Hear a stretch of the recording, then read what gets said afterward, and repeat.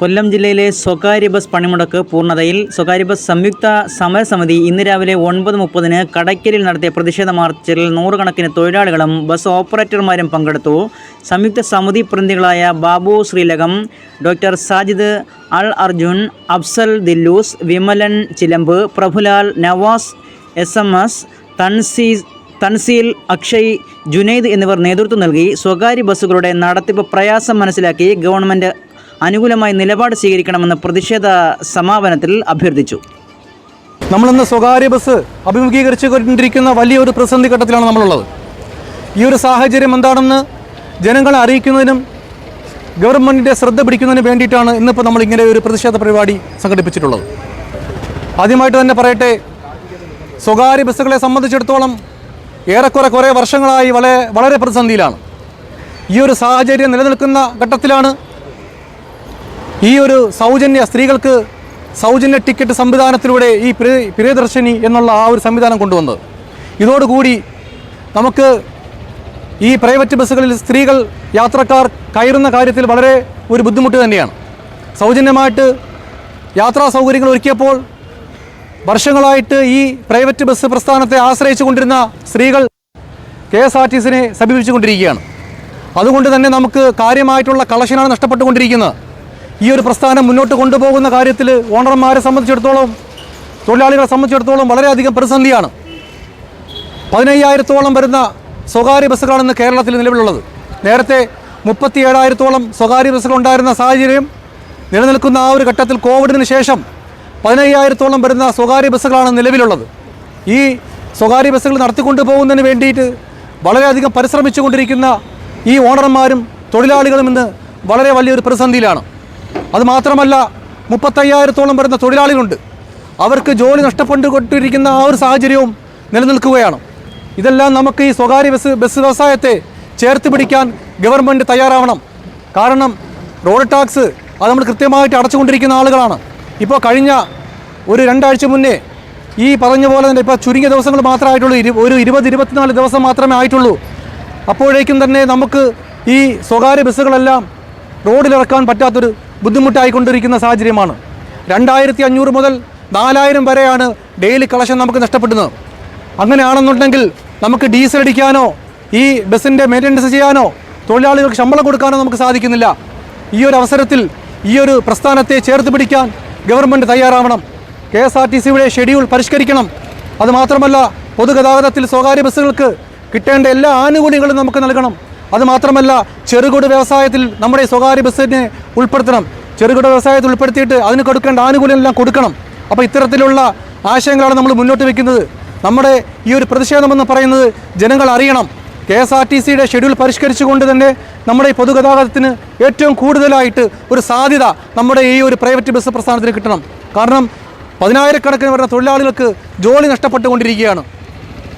എല്ലാ ദിവസവും നമുക്ക് ഭീമമായിട്ടുള്ള നഷ്ടമാണ്. ഇനി വീണ്ടും കടങ്ങളെടുത്തിട്ട് നമ്മൾ ഈ പ്രസ്ഥാനം നടത്തിക്കൊണ്ടു പോകാൻ നമുക്ക് സാധിക്കത്തില്ല. 800-ഓളം വരുന്ന ബസ്സുകളാണെന്ന് G-Form ചെയ്തിരിക്കുന്നത്.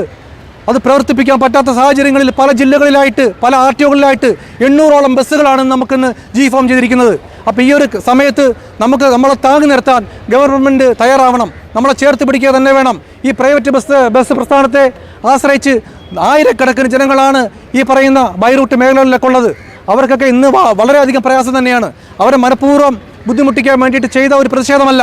അവരറിയണം, നമ്മുടെ അവസ്ഥകൾ അവർ കൂടെ മനസ്സിലാക്കണം. ഈ ബസ്സുകളൊക്കെ, പ്രൈവറ്റ് ബസ്സുകളൊക്കെ റോഡിലൂടെ ഇങ്ങനെ പോകുമ്പോൾ അവർ വിചാരിക്കുന്നത് വലിയ സമ്പത്തുണ്ടാകുമെന്നാണ്. അങ്ങനെയൊന്നുമല്ല. ഒരു ദിവസം ഈ പ്രസ്ഥാനം തള്ളി നീക്കുന്നതിന് വേണ്ടിയിട്ട് ആയിരങ്ങൾ പോക്കറ്റിൽ നിന്ന് ചിലവാക്കുന്ന മുതലാളിമാരുണ്ട്. തൊഴിലാളികൾക്ക് വളരെ നിശ്ചിതമായ തുച്ഛമായ പിന്നെ ശമ്പളമാണ് നമുക്ക് കൊടുക്കാൻ പറ്റുന്നത്. 1000, 1200, 800 ഒക്കെ കൊടുത്തുകൊണ്ടിരുന്ന തൊഴിലാളികൾക്ക് ഇപ്പോൾ കൊടുക്കുന്നത് 350-400 രൂപയായിട്ട് ചുരുക്കി. കാരണം ഈ പ്രസ്ഥാനം മുന്നോട്ട് കൊണ്ടുപോകാൻ സാധിക്കുന്നില്ല. അപ്പോൾ അതുകൊണ്ട് തന്നെ ഈ കാര്യങ്ങൾ ഗൗരവകരമായ രീതിയിൽ മനസ്സിലാക്കിക്കൊണ്ട് ഈ പ്രൈവറ്റ് ബസ് പ്രസ്ഥാനത്തെ ഗവൺമെൻറ് ചേർത്ത് പിടിക്കണമെന്ന് പ്രതിഷേധം നമ്മൾ അറിയിക്കുകയാണ്. അപ്പോൾ ഇതിൻ്റെ മറ്റുള്ള കാര്യങ്ങൾ കൂടി സംസാരിക്കാൻ നമ്മുടെ ഈ സംയുക്ത സമരസമിതിയുടെ പിന്നെ ചെയർമാനായിട്ടുള്ള അദ്ദേഹത്തെ നമ്മൾ ക്ഷണിക്കുകയാണ്. നമ്മൾ വിമലൻ ചിലമ്പടനെ ക്ഷണിക്കുന്നു. പ്രിയമുള്ളവർ, നമ്മളിന്ന് ഇവിടെ കൂടിയിരിക്കുന്നത് നമ്മൾ വളരെ ഒരു പ്രതിസന്ധിയെ അഭിമുഖീകരിച്ചുകൊണ്ടിരിക്കുകയാണ്. ഒരു കാരണവശാലും മുൻപോട്ട് പോകാൻ വയ്യാത്ത ഒരു സിറ്റുവേഷൻ ഇന്ന് നമുക്ക് നിലനിൽക്കുന്നു. ഏറെക്കുറെ കാര്യങ്ങൾ നമ്മുടെ പ്രസിഡന്റ് പറയുകയുണ്ടായി. ഈ സ്ഥിതി തുടരുകയാണെങ്കിൽ നിരവധി തൊഴിലാളികൾ ആത്മഹത്യയുടെ വക്കിലാണ്. അത് നമുക്ക് ഒഴിവാക്കിയേ പറ്റൂ. നമ്മൾ ഓരോ ഓണേഴ്സും 8, 10, 15 ജീവനക്കാർക്ക് തൊഴിൽ കൊടുക്കുന്നുണ്ട്, അവരെ സംരക്ഷിക്കുന്നുണ്ട്, അവരെ കുടുംബത്തെ നമ്മൾ സംരക്ഷിക്കുന്നുണ്ട്. KSRTCയുടെ ഈ പ്രിയദർശിനി പരിപാടി നമ്മളെ വല്ലാതെ ദ്രോഹിച്ചിരിക്കുകയാണ്. കേരളത്തിൽ അങ്ങോളം ഇങ്ങോളം മിക്കവാറും പ്രൈവറ്റ് ബസ്സുകളുടെ മുമ്പിലും ബാക്കിലുമായിട്ട് പ്രിയദർശിനി ട്രാൻസ്പോർട്ട് വരികയാണ്. അപ്പോൾ ഈ വനിതാ യാത്രക്കാർ മൊത്തം മാറി നിന്ന് അവരിലോട്ട് പോവുകയും ചുരുക്കം പുരുഷ യാത്രക്കാരും സ്കൂൾ കുട്ടികളും മാത്രമാണ് നമുക്കുള്ളത്. നമ്മൾ ഈ സ്കൂൾ കുട്ടികളെ ഇന്നും തുച്ഛമായ പൈസയ്ക്ക് കൊണ്ടുപോകുന്നുണ്ട്. നമ്മൾക്ക് ഡീസൽ അടിക്കണം, ഡീസലിൻ്റെ വില വർദ്ധിപ്പിച്ചുകൊണ്ടിരിക്കുകയാണ് ഗവൺമെൻറ്. ഈ സ്ഥിതിക്ക് ഒരു മാറ്റം ഉണ്ടായേ പറ്റൂ. ഗവൺമെൻറ് പ്രൈവറ്റ് ബസ് മേഖലയെ സംരക്ഷിച്ചേ പറ്റൂ. ഇതിനെ ഒരു ചെറുകിട വ്യവസായമായിട്ട് അംഗീകരിച്ചേ പറ്റൂ. നമ്മളുടെ നിരവധി ആയിരക്കണക്കിന് തൊഴിലാളികളെ നമുക്ക് സംരക്ഷിച്ചേ പറ്റൂ. അവരുടെ കുടുംബം പട്ടിണിയാവുകയോ ആത്മഹത്യയിലേക്ക് പോവുകയോ ചെയ്യാൻ പാടില്ല. അത് ഗവൺമെൻറ്റിനോട് നമ്മൾ ഓർമ്മപ്പെടുത്തുകയാണ്. തീർച്ചയായിട്ടും ഈ KSRTCയുടെ ഷെഡ്യൂൾ ഇത് പുനഃക്രമീകരിക്കുമെന്ന് തന്നെ ഞങ്ങൾ വിശ്വസിക്കുന്നു. ഓരോ പ്രൈവറ്റ് ബസ്സിൻ്റെയും മുൻപേയും ബാക്കിലും ഇവർ KSRTC പ്രിയദർശിനി പരിപാടിയുമായിട്ട് കൊണ്ടിറങ്ങിയാൽ മൊത്തം യാത്രക്കാർ അങ്ങോട്ട് പോകുന്നുണ്ട്. അത് നമുക്ക് താങ്ങാൻ കഴിയുന്നില്ല.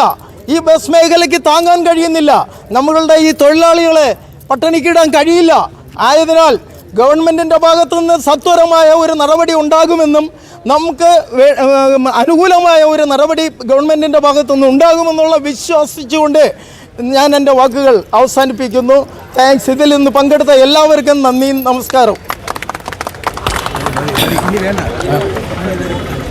പ്രിയമുള്ളവരെ, നമ്മൾ താൽക്കാലികമായിട്ട് ഈ പ്രതിഷേധം ഇന്നിവിടെ താൽക്കാലികമായിട്ട് അവസാനിപ്പിക്കുകയാണ്. ഇതൊരു സൂചന പണിമുടക്കാണ്. പക്ഷേ വരും ദിവസങ്ങളിൽ നമുക്ക് അനുകൂലമായ ഒരു സാഹചര്യമല്ല എന്നുണ്ടെങ്കിൽ നമ്മൾ അനിശ്ചിതകാല സമരത്തിലേക്ക് മാറാനും സാധ്യതയുണ്ട്.